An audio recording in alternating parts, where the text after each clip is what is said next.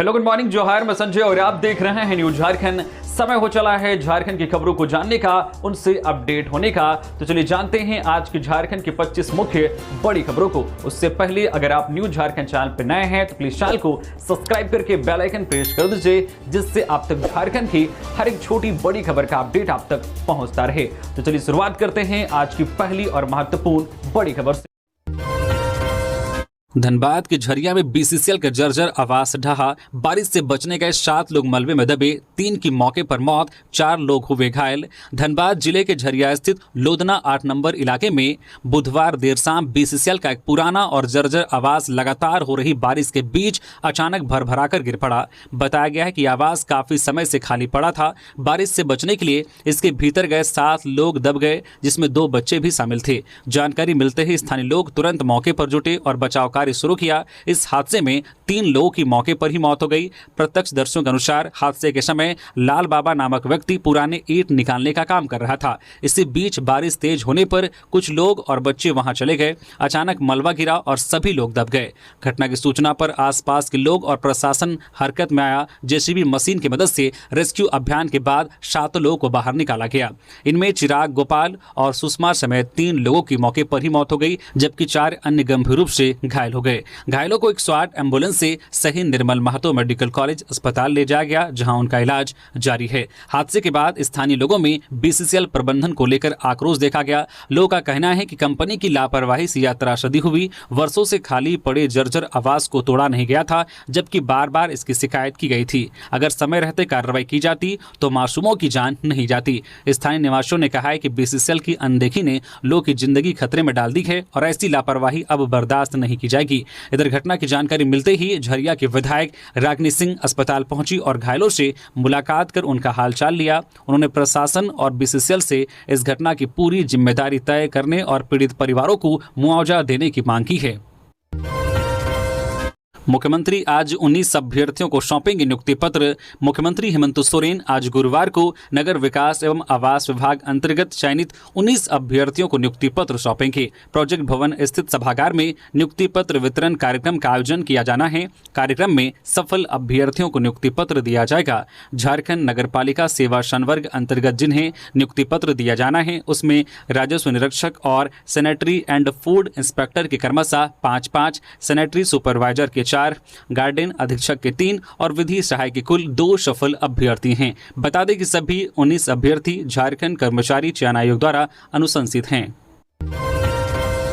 झारखंड में आने वाले दिनों में वज्रपात का खतरा। आज गुरुवार को कई इलाकों में भारी बारिश की चेतावनी। पर्व त्योहार के मौसम पर बारिश और वज्रपात का खतरा मंडरा रहा है। झारखंड वासियों के लिए आने वाले कुछ दिन चुनौती भरे हो सकते हैं।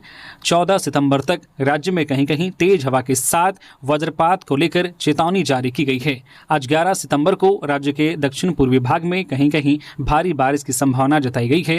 इधर पिछले 24 घंटे के दौरान बुधवार को कई जिलों में दोपहर बाद मौसम का मिजाज बदला और कई जिलों में हल्के से लेकर मध्यम दर्जे की बारिश रिकॉर्ड की गई है।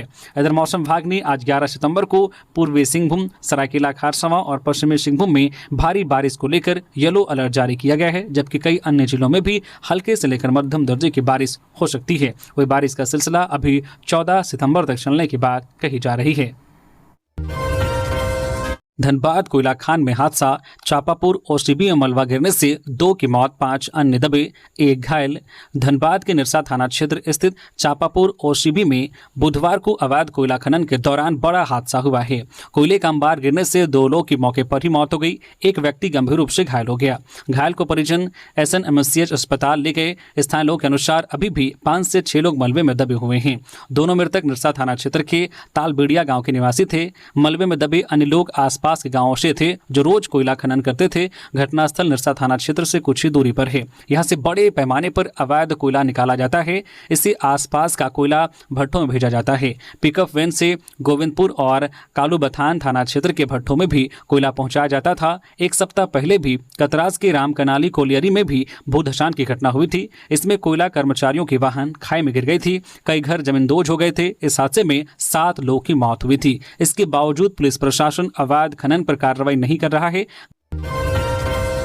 मुख्यमंत्री हेमंत सोरेन ने बड़े भाई दिवंगत दुर्गा सोरेन को दी श्रद्धांजलि। मुख्यमंत्री हेमंत सोरेन ने बुधवार को अपने बड़े भाई स्वर्गीय दुर्गा सोरेन की जयंती पर उन्हें श्रद्धांजलि अर्पित की। सीएम हेमंत सोरेन पत्नी कल्पना सोरेन और पार्टी कार्यकर्ताओं के साथ लोवाडी स्थित स्वर्गीय दुर्गा सोरेन चौक पहुंचे, जहां उन्होंने बड़े भाई की प्रतिमा पर माल्यार्पण और श्रद्धा सुमन अर्पित कर उन्हें श्रद्धांजलि दी।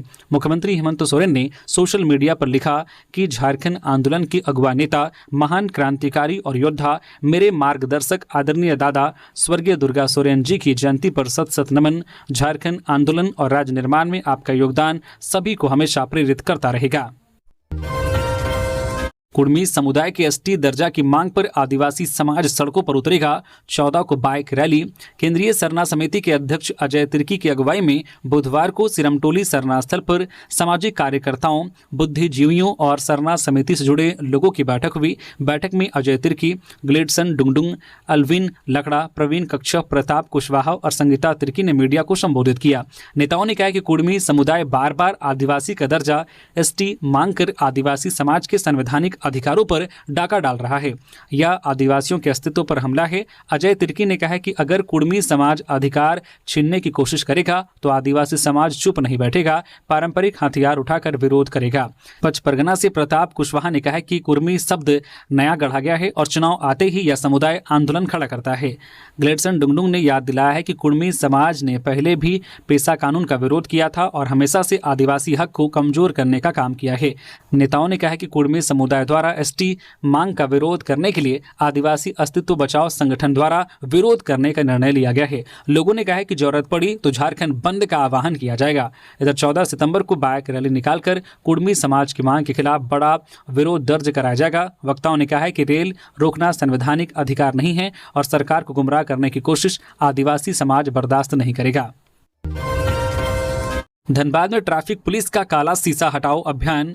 झामुमो नेता के पुत्र पर भी कार्रवाई। ट्रैफिक नियमों के उल्लंघन पर रोक लगाने के लिए ट्रैफिक पुलिस ने बुधवार को धनबाद शहर में व्यापक अभियान चलाया। काला शीशा हटाओ अभियान के तहत रणधीर वर्मा चौक पर वाहनों की सघन जांच की गई। इस दौरान कई चार पहिया वाहनों से काला शीशा उतरवाया गया और नियम तोड़ने वालों से जुर्माना भी वसूला गया। ट्रैफिक पुलिस ने यह साफ कर दिया है कि नियमों के मामले में किसी तरह की रियायत नहीं दी जाएगी। यहाँ तक कि झामुमो के एक वरीय नेता का पुत्र भी इस अभियान की जद में आ गया और उसे चालान भरना पड़ा। इससे यह संदेश गया कि कानून सबके लिए बराबर है। ट्रैफिक इंस्पेक्टर लव कुमार ने बताया है कि एसएसपी के आदेश पर यह अभियान लगातार चलाया जा रहा है। इसके तहत केवल ब्लैक फिल्म ही नहीं बल्कि अन्य ट्रैफिक नियमों का भी सख्ती से पालन कराया जा रहा है। Seat belt, designer number plate व दोपहिया वाहनों पर डबल हेलमेट की जांच भी प्राथमिकता से की जा रही है। अभियान आगे भी जारी रहेगा। नियम तोड़ने वालों को बख्शा नहीं जाएगा। सीएम हेमंत से मिले तेलंगाना के डिप्टी सीएम।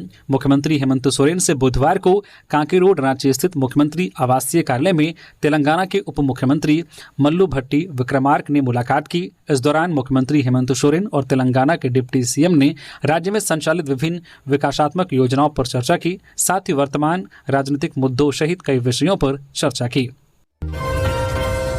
14 सितंबर को जमशेदपुर में लगेगा आदिवासी महादरबार। रांची में भी दिख रही हलचल। पूर्व मुख्यमंत्री चंपाई सोरेन की अगुवाई में आगामी 14 सितंबर को जमशेदपुर के XLRI ऑडिटोरियम में एक दिवसीय आयोजन आदिवासी महादरबार का आयोजन होने जा रहा है। इस कार्यक्रम का उद्देश्य आदिवासी समाज की एकजुटता को मजबूत करना और उनके संवैधानिक अधिकारों, परंपराओं तथा सामाजिक मुद्दों पर चर्चा करना है। कार्यक्रम को लेकर तैयारियां तेज हैं और निमंत्रण पत्र बांटे जा चुके हैं। चंपाई सोरेन ने स्वयं एक पोस्टर साझा करते हुए जानकारी दी है कि आयोजन आदिवासी समाज के हितों से जुड़े अहम मुद्दों पर केंद्रित होगा। उन्होंने बताया है कि इस सेमिनार में पेशा कानून, CNT SPT एक्ट, भूमि अधिग्रहण, विस्थापन और आदिवासी सामाजिक संरचना जैसे गंभीर विषयों पर मंथन किया जाएगा। NTPC के गड्ढे में डूबने से महिला की मौत। बकरी खोजने निकली थी महिला, कंपनी पर लगाया लापरवाही का आरोप, होगी जांच। हजारीबाग जिले के बड़कागांव थाना क्षेत्र के चेपा गांव की रहने वाली 60 वर्षीय रीना देवी की मौत NTPC की MDO कंपनी त्रिवेणी सैनिक द्वारा खोदे गए गड्ढे में डूबने से हो गई। जानकारी के मुताबिक रीना देवी रात में अपनी बकरी की तलाश में घर से निकली थी। इसी दौरान वह खुले और बिना सुरक्षा इंतजाम वाले गड्ढे में गिर गई और उसकी मौत हो गई। घटना की खबर मिलते ही बड़कागांव पुलिस मौके पर पहुंची पुलिस ने शव को कब्जे में लेकर शेख भिखारी मेडिकल कॉलेज अस्पताल भेज दिया, जहां पोस्टमार्टम के बाद परिजनों को शव सौंपा जाएगा। इस घटना के बाद गांव में मातम का माहौल है। मृतक के पुत्र विजय करमाली ने कंपनी पर गंभीर लापरवाही का आरोप लगाया है। उन्होंने कहा है कि जिस गड्ढे में उनकी मां गिरी उसके आसपास ना तो कोई चेतावनी बोर्ड लगा था और न ही सुरक्षा के लिए बाड़ लगाई गई थी। स्थानीय प्रशासन ने इस मामले में जांच के आदेश दिए हैं। अधिकारियों ने आश्वासन दिया है कि निष्पक्ष जांच कर दोषियों के खिलाफ कड़ी कार्रवाई की जाएगी। साथ ही कंपनी प्रबंधन से भी जवाब मांगा जाएगा कि सुरक्षा के मानकों का पालन क्यों नहीं किया गया। शराब पिलाकर विधवा महिला के साथ बढ़ती हैवानियत, 5 आरोपी गिरफ्तार। लातेहार जिला के गारू थाना क्षेत्र में मानवता को शर्मसार करने वाली घटना घटी है। यहां 5 लोगों ने एक विधवा महिला के साथ सामूहिक दुष्कर्म की घटना को अंजाम दिया। मामले की सूचना होने के बाद पुलिस ने त्वरित कार्रवाई करते हुए 5 आरोपियों को गिरफ्तार कर लिया। सभी को बुधवार को जेल भेज दिया गया। दरअसल गारू थाना क्षेत्र में मंगलवार की शाम में बाजार करने आई एक विधवा महिला पर आरोपियों की नजर पड़ी। आरोपियों ने पहले महिला से घुल मिलकर बात की और उसे देसी शराब हंडिया पिलाकर नशे में धुत कर दिया। उसके बाद एक आरोपी ने महिला के बच्चे को अपने साथ घूमने के लिए बाजार की ओर ले गए, जबकि अन्य आरोपियों ने महिला को नशे में धुत विधवा महिला को बहला फुसलाकर जंगल की ओर ले गए। इसके बाद सभी 5 ने महिला के साथ सामूहिक दुष्कर्म की घटना को अंजाम दिया। मामले की जानकारी होने के बाद पुलिस ने त्वरित कार्रवाई आरंभ करते हुए आरोपियों की गिरफ्तारी के लिए छापेमारी आरंभ की। पुलिस ने घटना में शामिल सभी आरोपियों को गिरफ्तार कर जेल भेज दिया। गिरफ्तार आरोपियों में गारू थाना क्षेत्र निवासी जोसेफ उरांव, दिनेश उरांव, रंजीत उरांव, रोहित उरांव और छिपादोहर थाना क्षेत्र निवासी अनु उरांव शामिल हैं। सभी आरोपियों को पुलिस ने गिरफ्तार कर न्यायिक हिरासत में भेज दिया। जेजेएमपी संगठन का एक उग्रवादी गिरफ्तार, मुठभेड़ के बाद चल रहा था फरार। लोहरदगा पुलिस को बड़ी सफलता हाथ लगी है। पुलिस ने बड़ी कार्रवाई करते हुए जेजेएमपी उग्रवादी संगठन के एक सदस्य कलेश्वर खेरवार को गिरफ्तार किया है। आरोपी को गिरफ्तार करने के बाद जेल भेज दिया गया है। गिरफ्तार उग्रवादी मुठभेड़ के बाद फरार चल रहा था। प्रशिक्षु आईपीएस शाह एसडीपीओ किसको वेदांत शंकर ने बताया है कि कलेश्वर खेरवार पहले माओवादी संगठन में सक्रिय था। इसके पश्चात वर्ष 2017 सरेंडर पॉलिसी के तहत इसने पुलिस के सामने सरेंडर करके सरकारी लाभ को प्राप्त किया था। इसके बाद यह जेजेएमपी उग्रवादी संगठन में शामिल हो गया। प्रशिक्षु आईपीएस वेदांत शंकर ने बताया कि सदर थाना क्षेत्र के बमनडीहा इलाके से गुप्त सूचना के आधार पर इसकी गिरफ्तारी कर जेल भेज दिया गया है। अब एआई से कसी जाएगी नक्सलियों पर नकेल। नक्सल प्रभावित इलाकों में सीआरपीएफ की नई रणनीति, जल्द शुरू होगा काम। पश्चिमी सिंहभूम जिले में नक्सल विरोधी अभियानों की समीक्षा करने बुधवार को सीआरपीएफ के महानिदेशक ज्ञानेंद्र प्रताप सिंह पहुंचे। विशेष हेलीकॉप्टर से जिला मुख्यालय आने के बाद उन्होंने वरिष्ठ अधिकारियों के साथ विस्तृत बैठक की। इस दौरान हालिया अभियानों और उपलब्धियों की जानकारी ली गई। सूत्रों के अनुसार अब सुरक्षा बल नक्सलियों के खिलाफ आर्टिफिशियल इंटेलिजेंस एआई तकनीक का सहारा लेंगे। इसकी तैयारी 6 सितंबर को रायपुर में हुई उच्च स्तरीय बैठक में की गई थी। इस बैठक में CRPF, intelligence bureau, special branch, BSF और आईटीबीपी के अधिकारी मौजूद थे। एआई तकनीक के जरिए नक्सल प्रभावित क्षेत्रों की निगरानी और अभियान को और सटीक बनाने की योजना है। चाईबासा में हुई बैठक में सीआरपीएफ के डीआईजी, कोल्हान प्रमंडल के डीआईजी अनुरंजन किस्पोट्टा, पश्चिमी सिंहभूम के पुलिस अधीक्षक राकेश रंजन समेत कई वरिष्ठ अधिकारी शामिल हुए। अधिकारियों ने अब तक हुई कार्रवाइयों की समीक्षा की गई और आगे की रणनीति पर चर्चा की। सुरक्षा बलों को यह निर्देश दिया गया है कि वे नक्सली गतिविधियों पर लगातार दबाव बनाए रखें। गृह मंत्री अमित शाह ने मार्च 2026 तक देश से नक्सलवाद समाप्त करने का लक्ष्य निर्धारित किया है। पलामू में आतंकी संदिग्ध से पूछताछ, दिल्ली स्पेशल सेल और झारखंड एटीएस ने 12 घंटे जांच के बाद युवक को छोड़ा। दिल्ली स्पेशल सेल और झारखंड एटीएस ने आईएसआईएस से जुड़े आतंकी के छिपे होने की सूचना पर पलामू में छापेमारी की। सुरक्षा एजेंसियों की टीम मंगलवार रात 9 बजे हुसैनाबाद पहुंची। थाना क्षेत्र के इस्लाम मोहल्ला में रहने वाले 22 वर्षीय मुन्ना चूड़ीहार को हिरासत में लिया गया। सुरक्षा एजेंसियों को उसके आतंकी गतिविधियों में शामिल होने का इनपुट मिला था। दिल्ली और एटीएस की टीम ने युवक से 12 घंटे तक पूछताछ की। टीम ने उसके मोबाइल फोन और डिजिटल गैजेट्स की जांच की। उसके घर की भी तलाशी ली गई। जांच में कोई संदिग्ध सामग्री नहीं मिली। इसके बाद युवक को बुधवार को छोड़ दिया गया। दिल्ली स्पेशल सेल और झारखंड एटीएस की टीम पलामू से रांची लौट गई। हजारीबाग में पेट्रोल पंप लूट की साजिश नाकाम, 3 गिरफ्तार, गुप्त सूचना पर मिली कामयाबी। हजारीबाग पुलिस ने समय रहते कार्रवाई करते हुए पेट्रोल पंप लूट की योजना को विफल कर दिया है। पुलिस अधीक्षक को 9 सितंबर को गुप्त सूचना मिली थी कि रितेश कुमार यादव और पंकज कुमार पेट्रोल पंप लूट की योजना बनाकर खिरगांव होते हुए मिशन अस्पताल की ओर बढ़ रहे हैं। सूचना के आधार पर अनुमंडल पुलिस पदाधिकारी सदर के नेतृत्व में छापामारी दल का गठन किया गया और मिशन रोड स्थित मजार के पास वाहन जांच शुरू की गई। इसी दौरान बिना नंबर प्लेट की एक स्कूटी को रोकने की कोशिश की गई। पुलिस को देखकर आरोपी भागने लगे, लेकिन दोनों को दबोच लिया गया। पुलिस ने उनके पास से एक देसी पिस्टल, जिंदा कारतूस, 3 मोबाइल फोन और स्कूटी बरामद की है। पूछताछ में आरोपी पंकज कुमार ने 15 अगस्त को खिरगांव पेट्रोल पंप मैनेजर से हुई लूट की वारदात में शामिल होने की बात स्वीकार की। उनकी निशानदेही पर पेट्रोल पंप कर्मी राहुल कुमार को गिरफ्तार किया गया, जो घटना में सहयोगी था। राहुल के पास से 50,000 रुपए बरामद किए गए हैं। पंचायती राज संस्थानों को लगभग 600 करोड़ रुपए जल्द मिलने की संभावना। राज्य के पंचायती राज संस्थानों को लगभग 600 करोड़ रुपए की राशि जल्द मिलने की उम्मीद बढ़ गई है।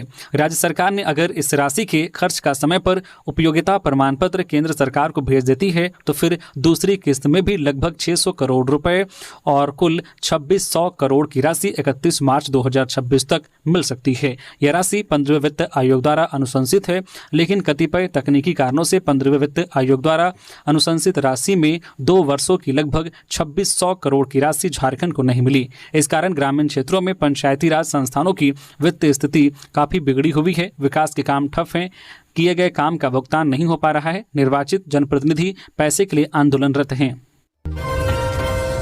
रघुवर दास का सरकार पर हमला, बोले झारखंड में सिंडिकेट राज और आदिवासियों के हक पर चोट। भाजपा के वरिष्ठ नेता और पूर्व मुख्यमंत्री रघुवर दास ने प्रदेश भाजपा कार्यालय में प्रेस वार्ता कर झारखंड सरकार पर जमकर निशाना साधा।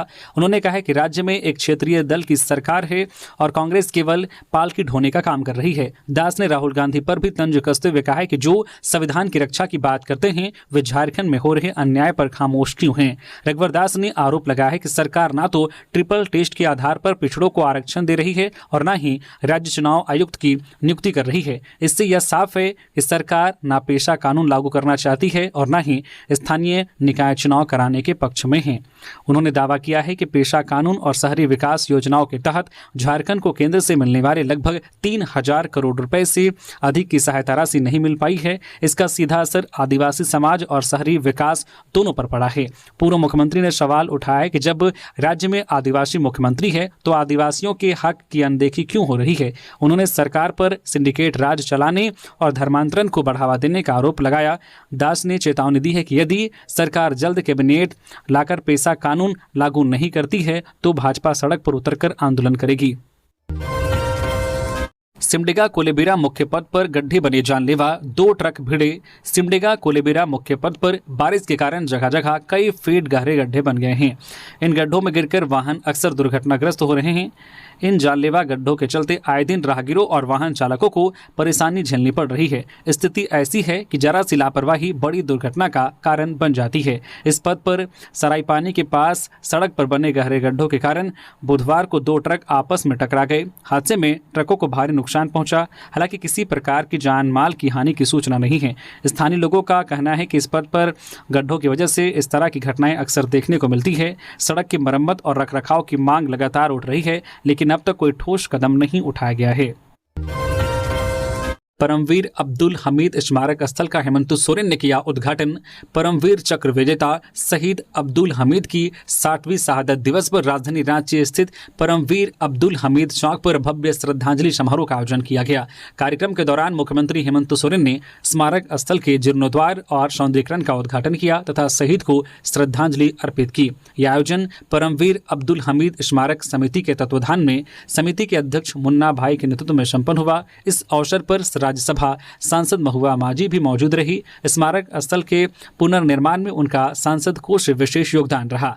कार्यक्रम में समिति अध्यक्ष मुन्ना भाई ने मुख्यमंत्री हेमंत सोरेन और उनकी धर्मपत्नी कल्पना सोरेन का स्वागत किया। उन्होंने कहा कि 40 वर्षों बाद यह ऐतिहासिक क्षण आया है जब हम परमवीर अब्दुल हमीद को उनके नाम पर बने स्मारक स्थल पर सम्मान दे रहे हैं। चाकू की नोक पर बुजुर्ग दंपति से 10 लाख फिरौती की मांग, जांच में जुटी पुलिस। रामगढ़ जिले के कुज्जू ओपी क्षेत्र से दिन दहाड़े अपहरण कर फिरौती मांगने का मामला सामने आया है। अपराधियों के द्वारा एक बुजुर्ग दंपति को अगवा कर 10 लाख रुपए फिरौती मांगने का मामला सामने आया है। पूरी घटना लोहा गेट इलाके की बताई जा रही है। घटना के बाद मौके पर पहुंची पुलिस मामले की तफ्तीश में जुट गई है। मिली जानकारी के मुताबिक 6 से 7 नकाबपोश अपराधियों ने लोहा गेट के रहने वाले नंदकिशोर सिंह और उनकी धर्मपत्नी को अपराधियों ने चाकू की नोक पर पहले बंधक बनाकर लूटपाट किया, जिसके बाद दोनों को किडनैप कर चाकू की नोक पर अपने साथ ले गए। अपराधियों ने सबसे पहले बुजुर्ग दंपति को लोहा गेट से करीब 1.5 किलोमीटर दूर जंगल में स्थित चरण पहाड़ी की तरफ ले गए। नंदकिशोर सिंह के मोबाइल से उनके पुत्र मनोज कुमार को फोन लगवाया गया और 10 लाख रुपए की फिरौती की मांग किया गया। फिरौती की रकम हजारीबाग के कन्हरी पहाड़ स्थित पुलिया के नीचे लेकर आने को कहा। एक किडनैपर पर जो नंदकिशोर सिंह के स्कूटी को अपने साथ ले गया था। घटना के बाद इलाके में दहशत का माहौल है। घटना के बाद मौके पर पहुंची पुलिस ने मामले की जांच शुरू कर दी है। पुलिस किडनैपरों की तलाश में आसपास के क्षेत्रों में छापेमारी कर रही है। पुलिस ने स्कूटी को बरामद कर लिया है। फिलहाल पुलिस की गिरफ्त से किडनैपर बाहर हैं। झारखंड के सीएम हेमंत सोरेन को सपरिवार दुर्गा पूजा का आमंत्रण, प्रतिनिधिमंडल को दिया ये भरोसा। झारखंड के मुख्यमंत्री हेमंत सोरेन से बुधवार को कांके रोड स्थित मुख्यमंत्री आवासीय कार्यालय में महानगर दुर्गा पूजा समिति, जिला दुर्गा पूजा समिति एवं श्री महावीर मंडल रांची के एक संयुक्त प्रतिनिधिमंडल ने मुलाकात की। इस अवसर पर मुख्यमंत्री के समक्ष प्रतिनिधिमंडल ने दुर्गोत्सव 2025 की तैयारियों की जानकारी दी। उन्होंने मुख्यमंत्री के समक्ष कहा है कि आपके नेतृत्व में सभी दुर्गा पूजा समितियों को राज्य सरकार एवं जिला प्रशासन का पूरा सहयोग मिल रहा है। दुर्गा पूजा के समय बिजली आपूर्ति, जलापूर्ति सहित शहर की साफ सफाई नियमित रूप से होती रही है। हर वर्ष की तरह इस वर्ष भी रांची सहित आसपास के क्षेत्रों में छोटे बड़े मिलाकर लगभग 157 पूजा पंडालों में दुर्गोत्सव का आयोजन किया जा रहा है। सभी पूजा पंडालों की तैयारी जोरों पर है। प्रतिनिधिमंडल ने सीएम हेमंत सोरेन को दुर्गा पूजा में सपरिवार आमंत्रित किया। मुख्यमंत्री हेमंत सोरेन से प्रतिनिधिमंडल के सदस्यों ने आग्रह किया है कि पहले की तरह इस वर्ष भी आपके नेतृत्व में राज्य सरकार से पूजा समितियों को सहयोग की काफी अपेक्षाएं हैं। इधर मुख्यमंत्री ने प्रतिनिधिमंडल में शामिल सदस्यों को भरोसा दिलाया है कि सभी दुर्गा पूजा समितियों को पूर्व की तरह इस वर्ष भी राज्य सरकार का पूरा सहयोग मिलेगा। राज्यपाल और मुख्यमंत्री ने शहीद अग्निवीर नीरज कुमार चौधरी को दी भावपूर्ण श्रद्धांजलि। राज्यपाल संतोष कुमार गंगवार एवं मुख्यमंत्री हेमंत सोरेन ने बुधवार को बिरसा मुंडा एयरपोर्ट रांची परिसर पहुंचकर जम्मू कश्मीर के लद्दाख सियाचिन में शहीद हुए देवघर जिला के मधुपुर स्थित कजरा गांव निवासी अग्निवीर नीरज कुमार चौधरी के पार्थिव शरीर पर पुष्प चक्र अर्पित कर उन्हें भावपूर्ण श्रद्धांजलि दी। हेमंत सोरेन ने ईश्वर से वीर शहीद की आत्मा को शांति प्रदान कर शोक संतप्त परिजनों को दुख या विकट घड़ी सहन करने की शक्ति देने की प्रार्थना की। ज्ञात हो कि शहीद अग्निवीर नीरज कुमार चौधरी देवघर जिला के मधुपुर स्थित कजरा गांव के निवासी थे। वे जम्मू कश्मीर के लद्दाख सियाचिन में तैनात थे। अग्निवीर नीरज कुमार चौधरी देवघर की सेवा में वीर गति को प्राप्त हुए हैं। त्योहारों पर साफ सफाई को लेकर रांची नगर निगम की शक्ति। आगामी त्योहारों दुर्गा पूजा से लेकर छठ महापर्व तक शहर को साफ सुथरा रखने के लिए बुधवार को नगर निगम सभागार में बैठक हुई। इस बैठक की अध्यक्षता निगम प्रशासक सुशांत गौरव ने की। इसमें अपर प्रशासक संजय कुमार, उप प्रशासक रविंद्र सिंह, अन्य पदाधिकारी, सुपरवाइजर, एजेंसी प्रतिनिधि और सफाई शाखा के कर्मचारी मौजूद रहे। बैठक में प्रशासक ने साफ कहा है कि त्योहारों के समय कोई भी लापरवाही बर्दाश्त नहीं की जाएगी। निगम की पहली प्राथमिकता लोगों को बेहतर सुविधा और साफ वातावरण देना है। बैठक में लिए गए कुछ फैसले जिसमें शिकायतों का तुरंत समाधान, लोगों की शिकायतें तुरंत सुनी जाएगी और प्राथमिकता के आधार पर निपटाई जाएगी। सफाई पर सख्ती, वार्ड और एजेंसी सुपरवाइजर मिलकर जिम्मेदारी से काम करेंगे। वही गीला सूखा कचरा अलग करना अनिवार्य। 15 सितंबर से नियम तोड़ने पर 5,000 तक का जुर्माना लगेगा। बार बार नियम तोड़ने पर दुकान या प्रतिष्ठान का लाइसेंस रद्द कर सीलिंग होगी। वही सुपरवाइजरों की परफॉर्मेंस KPI के आधार पर मापी जाएगी। अच्छा काम करने वालों को पुरस्कार, लापरवाहों पर कार्रवाई होगी। वह दुर्गा पूजा से छठ तक सफाई अभियान चलेगा। पूजा पंडालों के रास्तों और तालाबों की खास सफाई होगी। राज्यपाल को जतरा टाना भगत जयंती समारोह के लिए दिया न्योता। सर्वदलीय टाना भगत कमेटी के अगुवाओं ने बुधवार को राजभवन में राज्यपाल संतोष कुमार गंगवार से मुलाकात की। इस दौरान राज्यपाल को आदिवासी समुदाय के महानायक, स्वतंत्रता सेनानी व टाना आंदोलन के प्रणेता जतरा टाना भगत की जयंती समारोह में मुख्य अतिथि के रूप में शामिल होने के लिए आमंत्रण दिया। जयंती समारोह 28 सितंबर को चिंगरी बिशुनपुर में होगा। टाना भक्तों ने राज्यपाल के समक्ष समुदाय की ऐतिहासिक भूमिका, आज के सामाजिक प्रश्नों और समारोह की महत्ता को विस्तार से साझा किया। उन्होंने जतरा टाना भगत के अमूल्य योगदान और उनके संघर्षों की स्मृतियों को संजोने की सामुदायिक प्रतिबद्धता को भी रेखांकित किया। फायरिंग मामले में 2 आरोपी अवैध हथियार व गोली के साथ गिरफ्तार। सरायकेला खारसावां जिले के कपाली ओपी क्षेत्र के वार्ड 21 हैदर फैक्ट्री के पास 6 सितंबर की रात फायरिंग मामले में पुलिस ने बड़ी सफलता हासिल की है।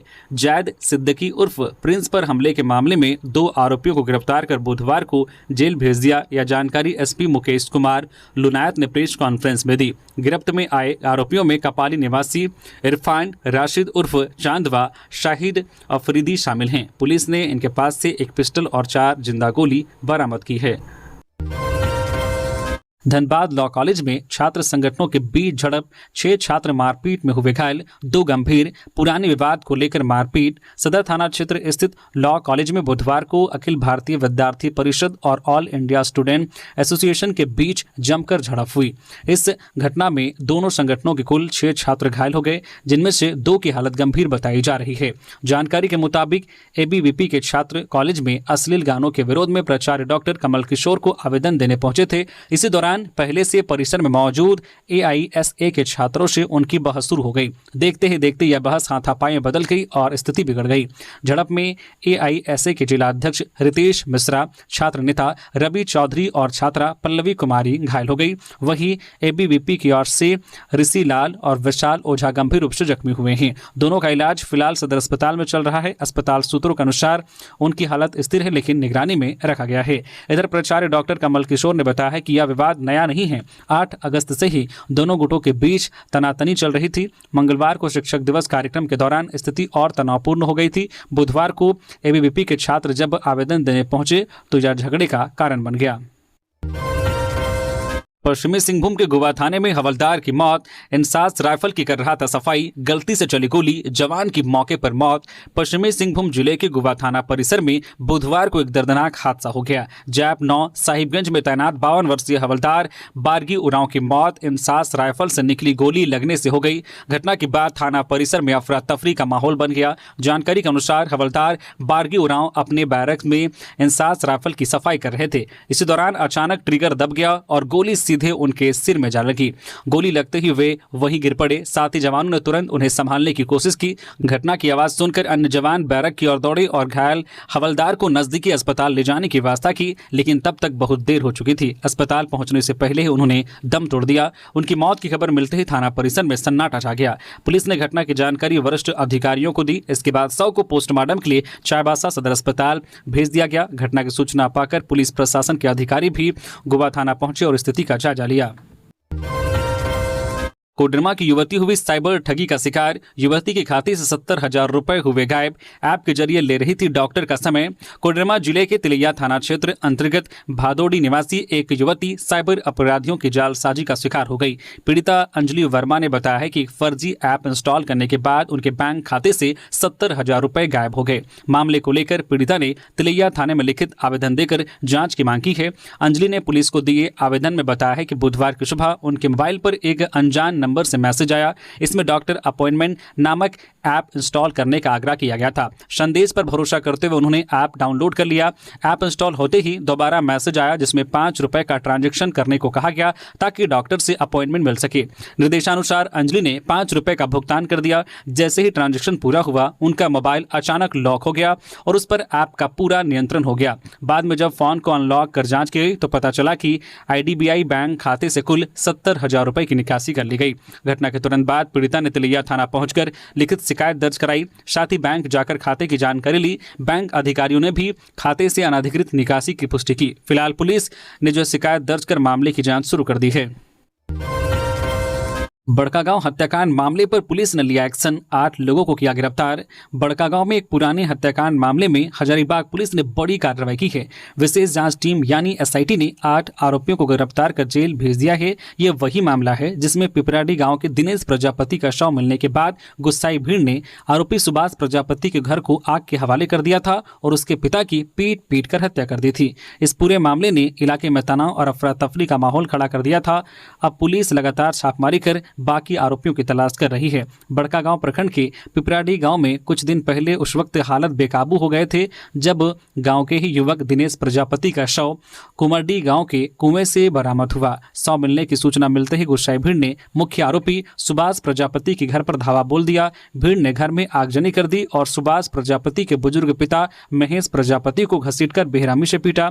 पिटाई इतनी भयानक थी कि मौके पर ही उनकी मौत हो गई। घटना के बाद पूरे इलाके में तनाव फैल गया। देखते ही देखते गांव में अफरा तफरी का माहौल बन गया। पुलिस ने त्वरित कार्रवाई करते हुए मामला दर्ज किया।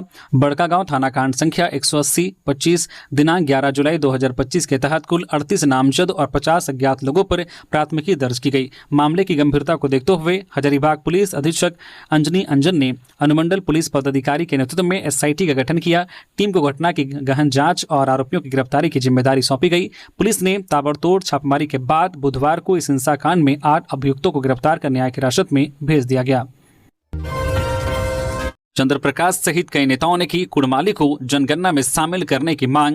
गिरिडीह के सांसद चंद्रप्रकाश चौधरी, जमशेदपुर के सांसद विद्युत वरण महतो सहित कई नेताओं ने नई दिल्ली में देश के महापंजीयक एवं जनगणना आयुक्त मृत्युंजय कुमार नारायण से मुलाकात की। इन नेताओं ने बुधवार को भाषाओं की सूची में कुड़माली के स्थान पर संशोधित करते हुए कुड़माली करने की मांग की और इससे संबंधित ज्ञापन सौंपा। जिन नेताओं ने महापंजीयक से मुलाकात की उनमें पश्चिम बंगाल के पुरुलिया के सांसद ज्योतिर्मय सिंह महतो, ओडिशा के राज्यसभा सांसद ममता महता और गोमिया के पूर्व विधायक डॉक्टर लंबोदर महतो शामिल हैं। इन नेताओं ने जनगणना आयुक्त को इस बात से अवगत कराया है कि कुड़माली कुड़मी समुदाय की मातृभाषा है और झारखंड, पश्चिम बंगाल और ओडिशा में कुड़माली भाषा बोलने वालों की संख्या बहुत तय है। उन्होंने ज्ञापन के जरिए कहा है कि यह भाषा असम में भी बोली जाती है। जनगणना में इस भाषा का कॉलम रखने से इस भाषा का सही डाटा मिलेगा और इसका संरक्षण भी होगा। जंगली हाथी शहर के नजदीक पहुंचे, लोगों में मचा हड़कंप। चाईबासा सदर वन प्रमंडल अंतर्गत सिंह पोखरिया रेलवे स्टेशन के नजदीक टूटू गुटू तथा कासैया गांव के पास जंगली हाथियों का एक झुंड आकर रुकने से इलाके में हड़कंप मच गया है। चाईबासा शहर के महज 5 किलोमीटर नजदीक हाथियों के आने से लोगों की भीड़ भी जुटनी शुरू हो गई है। ग्रामीणों ने बताया है कि झुंड में करीब 15 जंगली हाथी और बहुत सारे बच्चे भी हैं। बुधवार सुबह यह झुंड यहां आया। ग्रामीणों ने बताया कि हाथियों का यह झुंड झिंकपानी प्रखंड के नावा गांव के समीपस्थ जंगल से आया हुआ है। अभी तक जानमाल के नुकसान की खबर नहीं है। हाथियों का यह झुंड फिलहाल जो है डाकुआ बासा स्थित जंगल नुमा टीले में शरण लिए हुआ है और 100 मीटर के दायरे में विचरण कर रहा है। जैसे ही खबर फैली कि हाथियों का एक झुंड झिंकपानी प्रखंड के टूटू गुटू गांव के नजदीक आया हुआ है, आसपास के गांव के ग्रामीणों की भीड़ जुटनी शुरू हो गई। हर कोई हाथी देखने को बेसब्र हुआ जा रहा था। इधर सूचना मिलते ही वन विभाग की टीम ने मौके पर मोर्चा संभाल लिया है। वनकर्मी भीड़ को हाथियों के नजदीक जाने से रोकने के कार्य में जुट गए हैं। तो ये थी आज की झारखंड की टॉप बड़ी खबरें। इसी तरह से झारखंड की हर एक छोटी बड़ी खबर देखने के लिए आप हमारे चैनल न्यूज़ झारखंड चैनल को सब्सक्राइब करके बेल आइकन प्रेस कर दीजिए, जिससे आप तक झारखंड की हर एक छोटी बड़ी खबर का अपडेट आप तक पहुंचता रहे। तो अभी के लिए बस इतना ही। हमें दीजिए इजाजत, फिर मिलते हैं किसी और खबरों के साथ। धन्यवाद।